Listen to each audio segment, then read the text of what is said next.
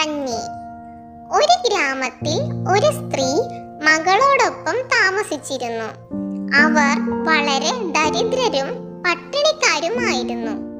പാവം മകൾ ഒരു വൃദ്ധയെ കണ്ടുമുട്ടുന്നു. അവൾ അവൾക്ക് നൽകുന്നു കഞ്ഞി പാകം ചെയ്യാൻ കഴിയുന്ന ഒരു പാത്രം.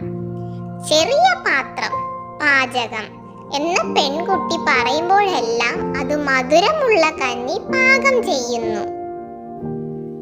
അമ്മയ്ക്കും മകൾക്കും വയറു നിറയ്ക്കാൻ മതിയായി എല്ലാ ദിവസവും. ഒരു ദിവസം അമ്മ പാകം ചെയ്യുമ്പോൾ നിർത്തണമെന്ന് മറക്കുന്നു. മുഴുവൻ ഗ്രാമം കഞ്ഞിയിൽ മുങ്ങിപ്പോയി. കൊച്ചു പെൺകുട്ടി വന്ന് പറഞ്ഞു, ചെറിയ കുടം നിർത്തൂ. എന്നിട്ട് ഗ്രാമത്തെ രക്ഷിച്ചു.